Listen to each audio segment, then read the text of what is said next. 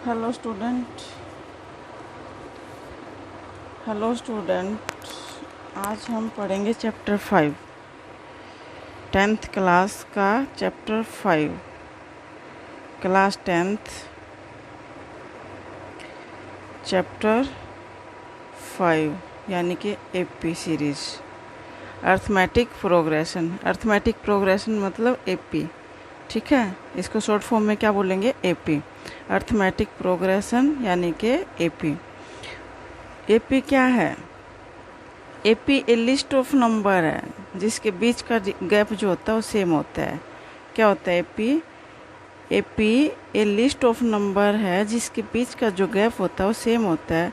उसको हम क्या कहते हैं? कॉमन डिफरेंस कहते हैं। ठीक है, उसको हम क्या बोलेंगे? Common difference. जैसे मान लो मैंने यहाँ पे ले ली, एक सीरीज ले ली 2, 4, 6, 8, 10, 12। ठीक है, ये एपी सीरीज है। क्यों? क्योंकि इसमें देखो 2 और 4 के बीच का डिफरेंस कितना है? 2। 4 और 6 के बीच का डिफरेंस कितना है? 2। 6 और 8 के बीच का डिफरेंस कितना है? 2। 8 और 10 के बीच पूरी सीरीज में कितना डिफरेंस है? 2। यानी कि इसको हम क्या बोलेंगे? Common difference. कॉमन डिफरेंस को हम किससे डिनोट करते हैं? डी से डिनोट करते हैं। क्या बोलेंगे इसको हम? Common difference. कॉमन डिफरेंस को हम किससे डिनोट करेंगे?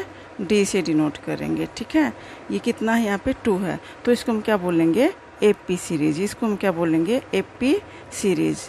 इसको हम कहेंगे एपी सीरीज। अगर मैं ले लूँ एक और आपको बोल दूँ 1, 2, 3, 4 अप टू एन।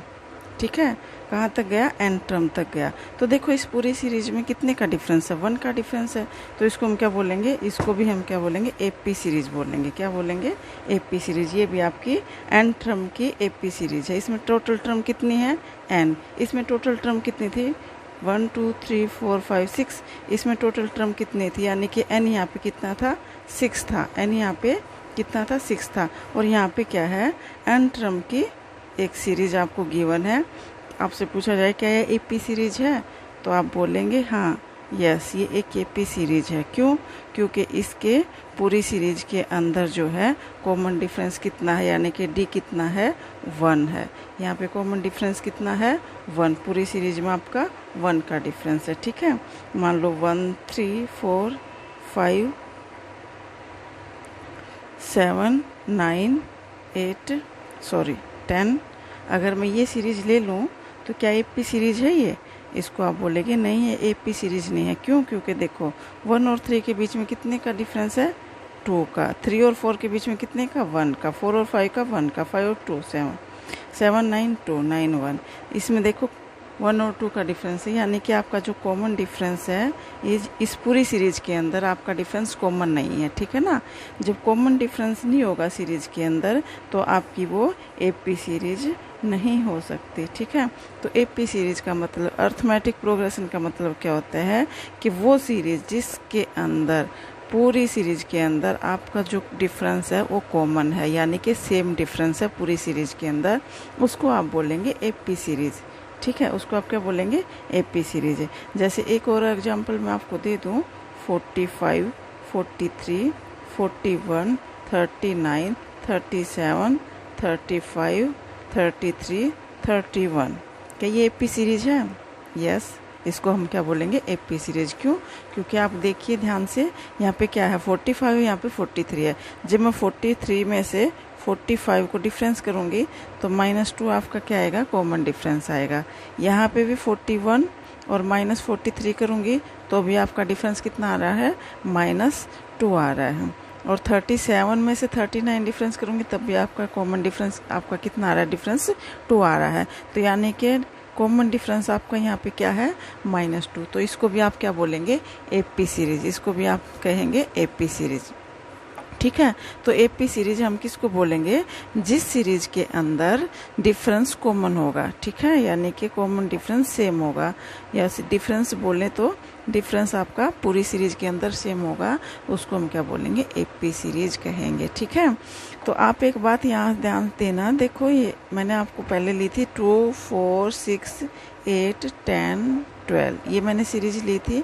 तो मैंने आपको बोला था ये एपी सीरीज है क्योंकि इसके अंदर कॉमन डिफरेंस कितना है? टू है, ठीक है। और यहाँ पे ये जो फर्स्ट टर्म होती है इसको हम ए से डिनोट करते हैं, यानी कि यहाँ पे फर्स्ट टर्म क्या है आपकी, फर्स्ट टर्म कितनी है, टू है, तो इसको हम फर्स्ट टर्म बोलेंगे। फर्स्ट टर्म को हम किस से डिनोट करेंगे, ए से डिनोट करेंगे, ठीक है।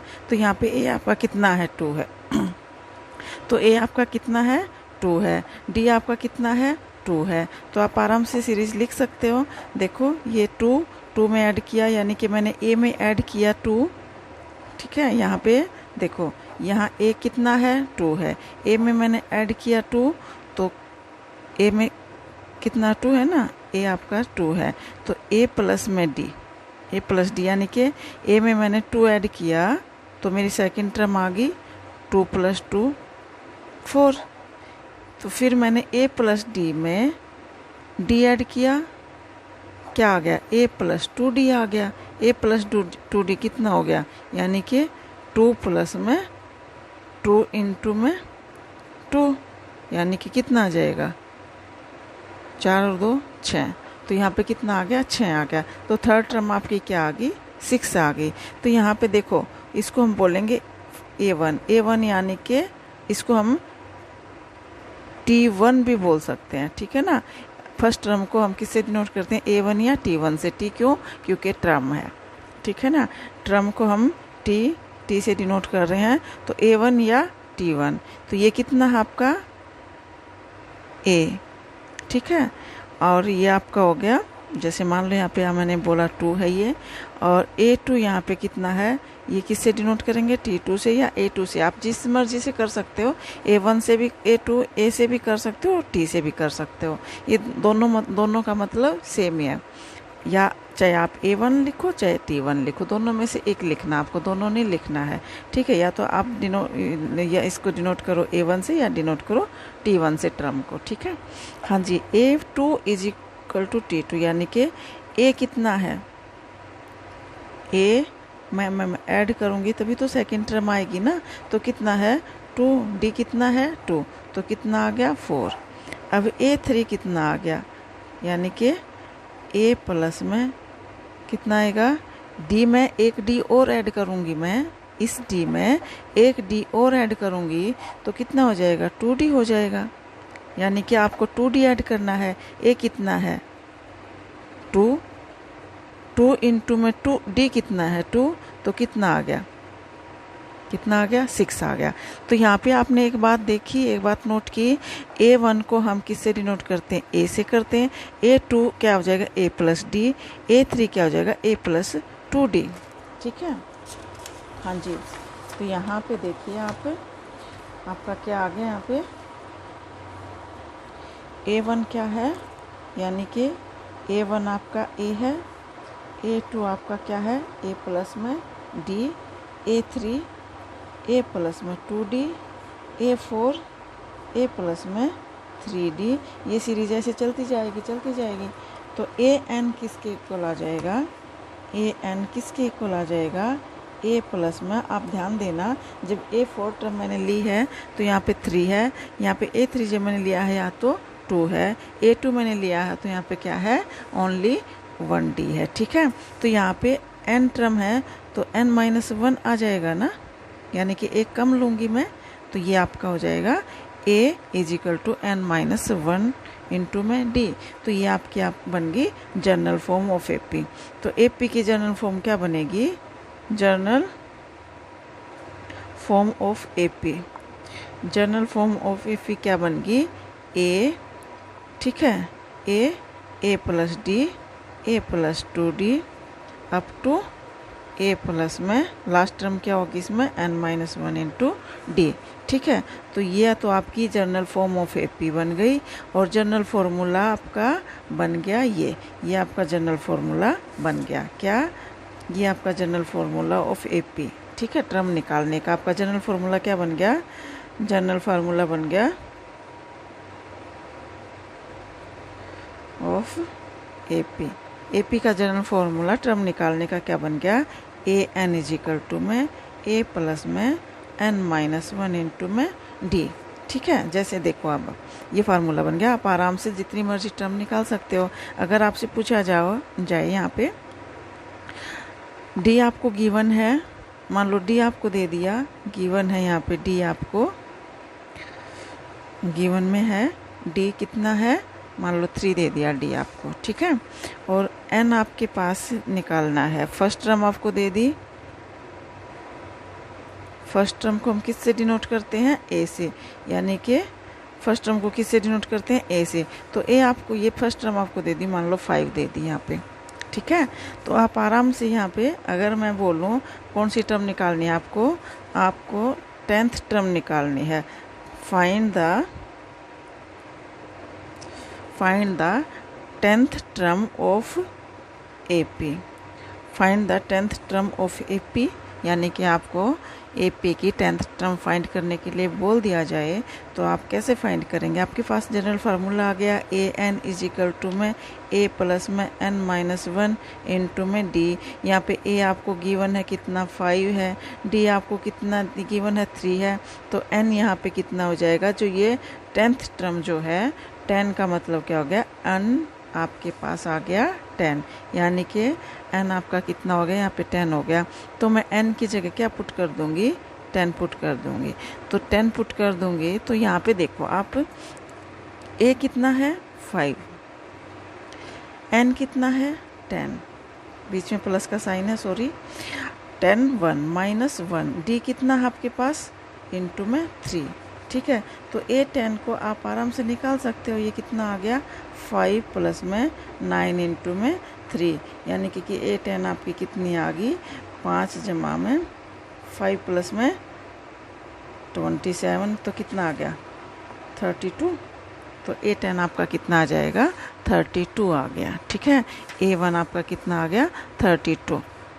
अगर आपको बोला जाए, यहाँ पे देखो, A आपको 5 दे दिया, D आपको 3 दे दिया, मान लो आपके पास A और D गिवन है, और आपसे बोला जाए कि आप जो है ना फर्स्ट 10 टर्म लिखो।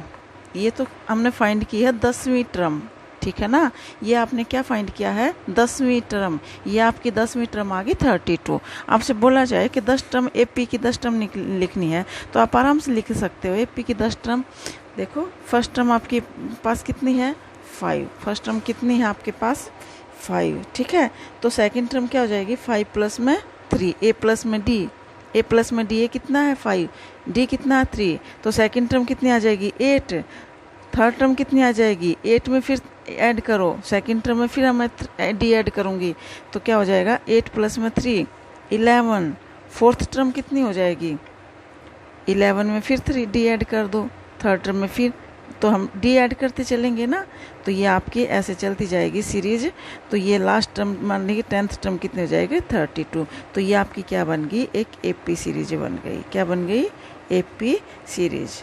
तो आप आराम से ये बीच की टर्म भी लिख सकते हो, ठीक है ना, ये बीच वाली टर्म आप आराम से लिख सकते हो। ये 5 8 11, यानी कि 14 में 3 ऐड करूँगी, D ऐड करते जाएंगे हम अगली टर्म में, ठीक है। तो ये 14 में 3 ऐड करूँगी तो कितनी आ जाएगा 17, 17 में 3 ऐड करूँगी तो क्या आ जाएगा 20 आ जाएगा, 20 अगली टर्म। ऐसे आप जितनी मर्जी टर्म लिख सकते हो, ठीक है ना। हाँ जी, तो आपका जनरल फार्मूला क्या है AP का, जनरल फार्मूला है AP का, यानी कि AN इज इक्वल टू में A प्लस में N-1 इंटू D। तो आपने एक बात देखा होगा, जो भी टर्म हम निकाल रहे हैं, जैसे यहाँ पे मैंने A10 निकाला, तो आप इसको डायरेक्ट भी लिख सकते हो A प्लस में 9D, ठीक है, A प्लस में 9D, क्योंकि यहाँ जो जितने नंबर यहाँ पे होगा उसका एक कम यहाँ पे लेना। क्यों लेना है, क्योंकि हमारा जनरल फार्मूला क्या बन रहा है, ये वाला है हमारा general formula N-1 into D। तो N जितना होगा उसमें से एक कम घटा के हम लिखेंगे। और ये क्यों घटाते हैं, आपने देखा है कि फर्स्ट टर्म में हम D नहीं ऐड कर रहे हैं, हम सेकंड टर्म से D ऐड करना शुरू करते हैं ना। फर्स्ट टर्म तो जो आपकी है A ही रहेगी ना, वो अगली टर्म में तो हम D ऐड करते जाएंगे, इसीलिए अगली टर्म में, यानी कि A2 आपका A plus D A3 A2, इसलिए यहाँ पे आप डायरेक्ट लिख सकते हो। मान लो आपको A22 निकालना है, कितना निकालना है A22 आप आराम से निकाल सकते हो। यहाँ पे A प्लस में 21D लिख सकते हो। A आपके पास कितना है, A आपके पास है 5 है, और D आपके पास कितना है 3 है।